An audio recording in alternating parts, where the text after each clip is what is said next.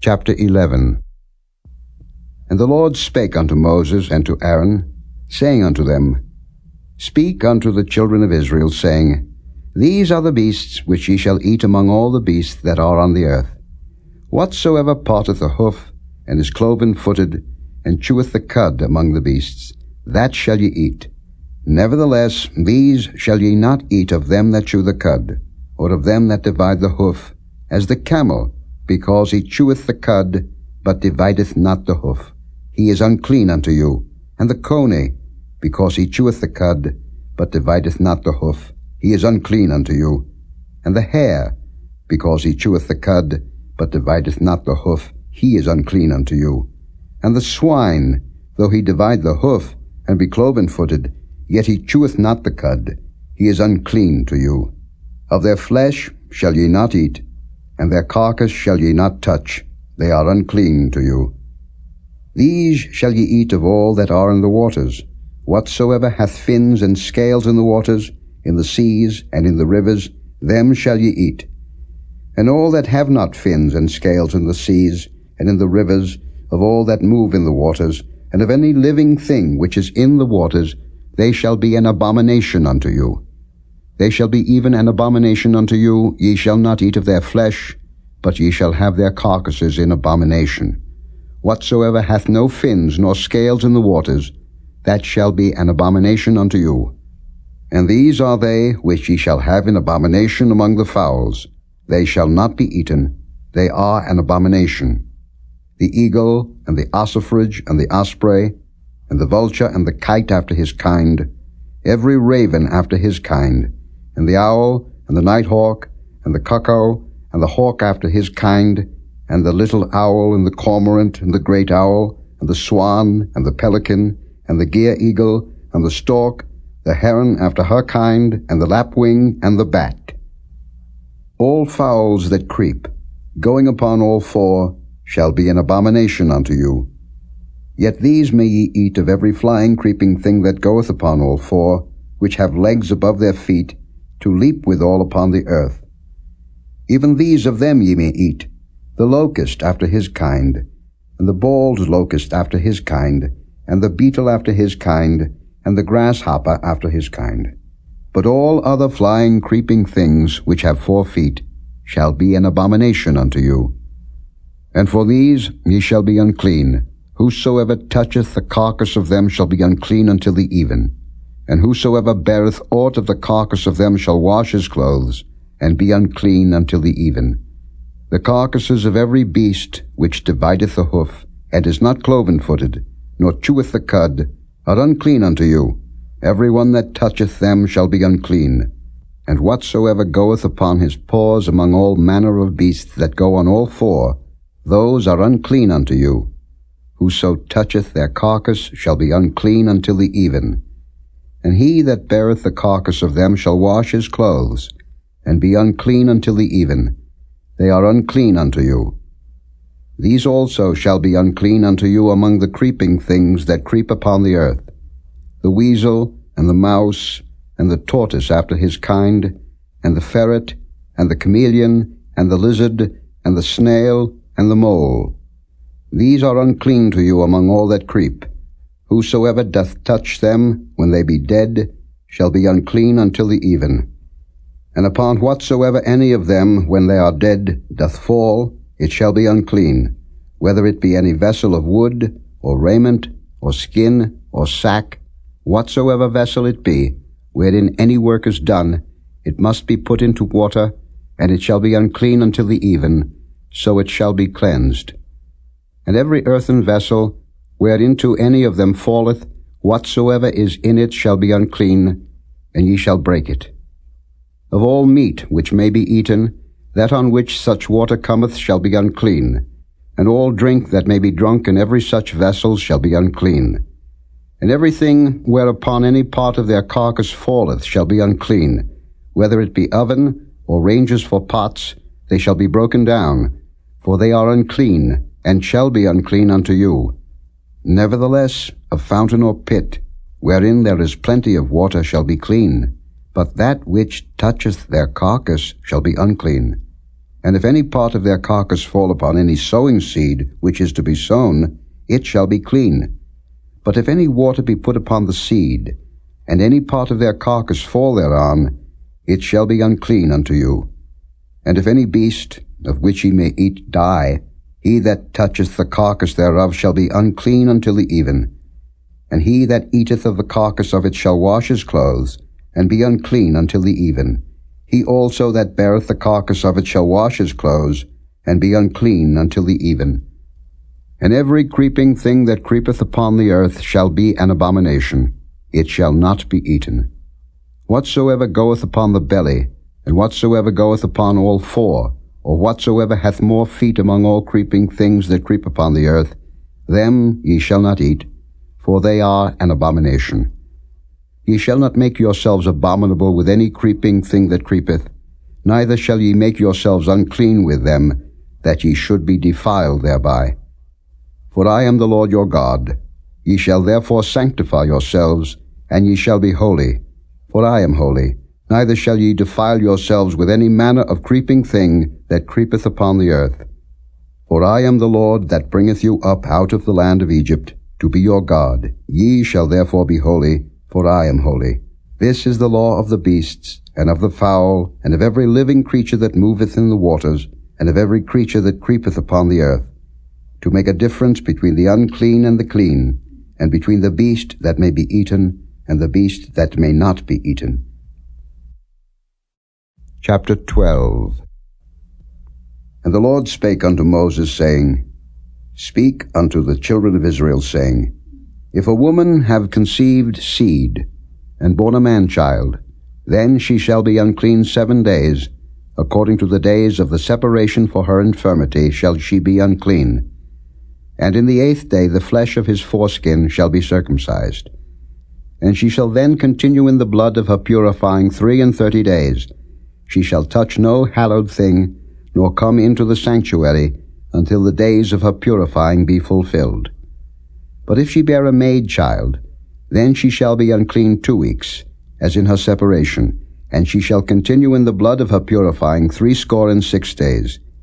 And when the days of her purifying are fulfilled, for a son or for a daughter, she shall bring a lamb of the first year for a burnt offering, and a young pigeon or a turtle dove for a sin offering, unto the door of the tabernacle of the congregation, unto the priest, who shall offer it before the Lord, and make an atonement for her, and she shall be cleansed from the issue of her blood. This is the law for her that hath borne a male or a female. And if she be not able to bring a lamb, then she shall bring 2 turtles, or 2 young pigeons, the one for the burnt offering, and the other for a sin offering, and the priest shall make an atonement for her, and she shall be clean. Chapter 13. And the Lord spake unto Moses and Aaron, saying, When a man shall have in the skin of his flesh a rising, a scab, or bright spot, and it be in the skin of his flesh like the plague of leprosy, then he shall be brought unto Aaron the priest, or unto one of his sons the priests. And the priest shall look on the plague in the skin of the flesh, and when the hair in the plague is turned white, and the plague in sight be deeper than the skin of his flesh, it is a plague of leprosy. And the priest shall look on him, and pronounce him unclean. If the bright spot be white in the skin of his flesh, and in sight be not deeper than the skin, and the hair thereof be not turned white, then the priest shall shut up him that hath the plague 7 days, and the priest shall look on him the 7th day, and behold, if the plague in his sight be at a stay, and the plague spread not in the skin, then the priest shall shut him up 7 days more.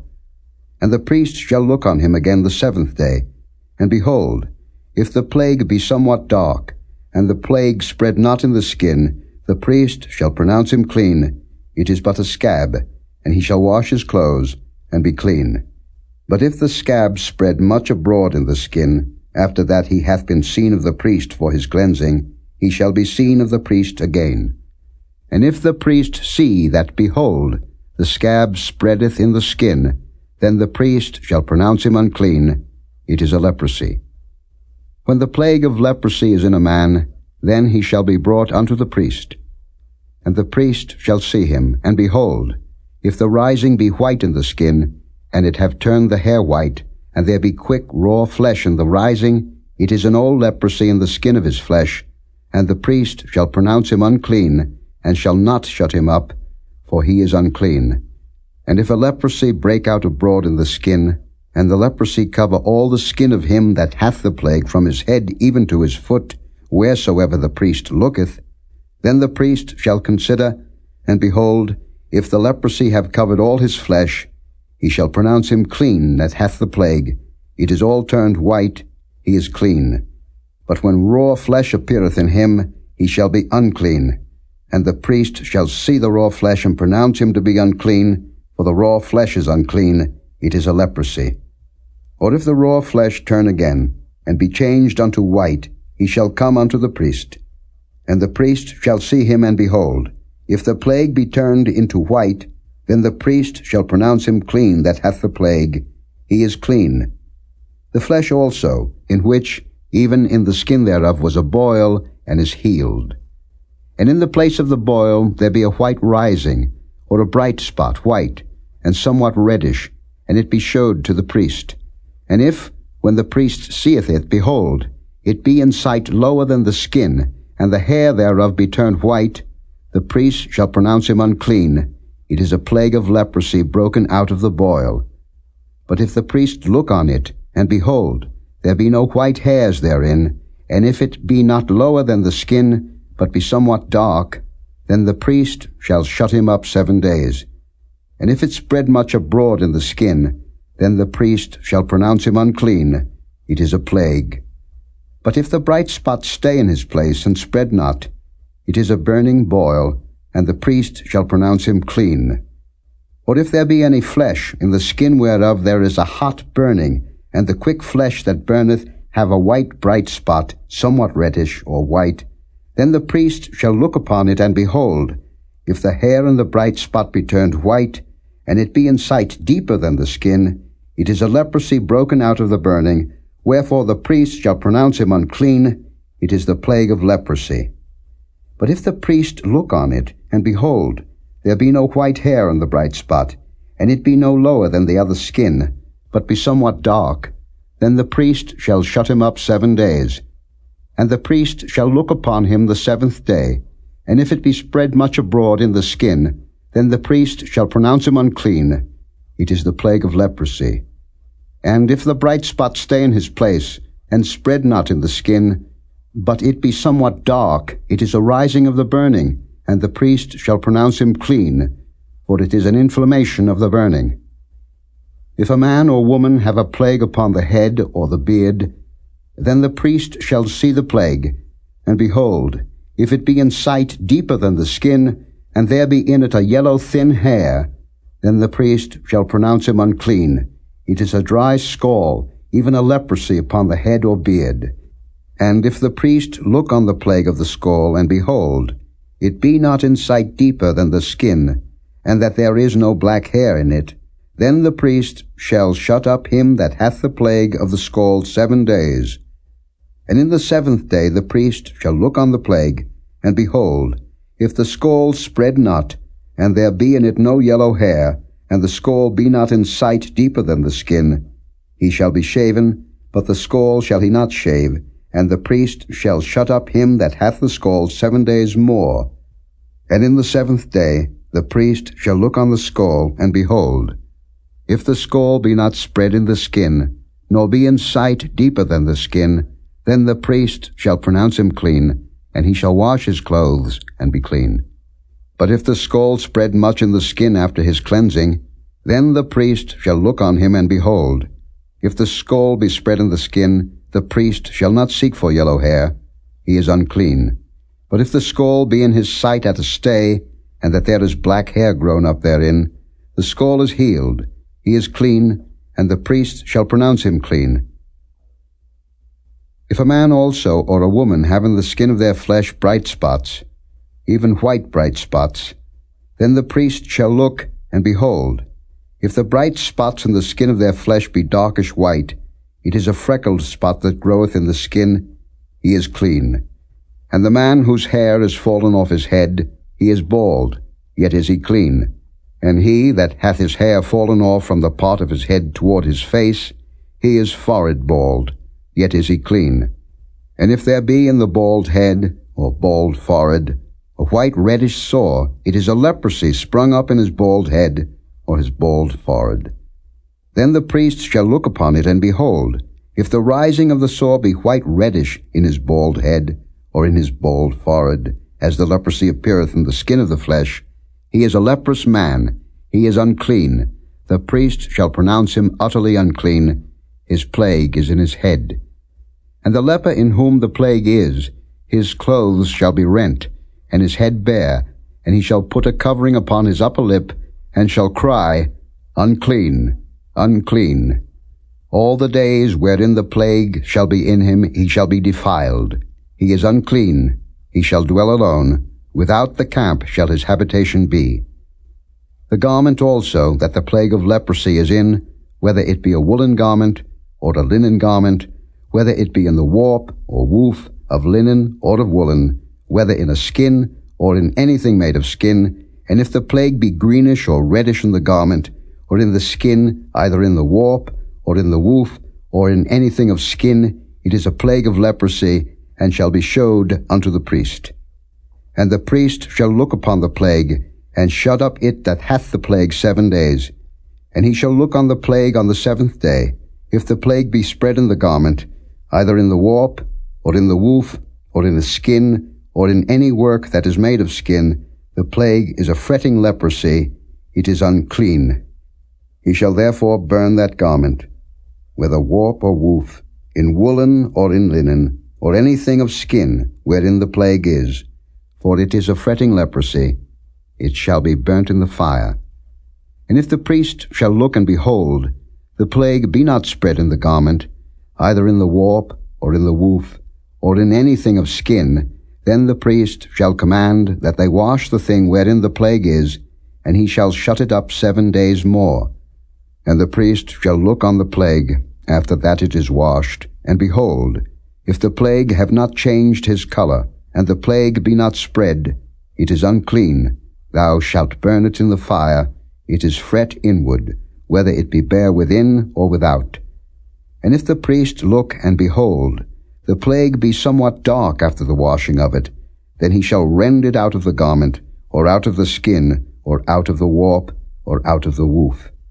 And if it appear still in the garment, either in the warp, or in the woof, or in anything of skin, it is a spreading plague. Thou shalt burn that wherein the plague is with fire.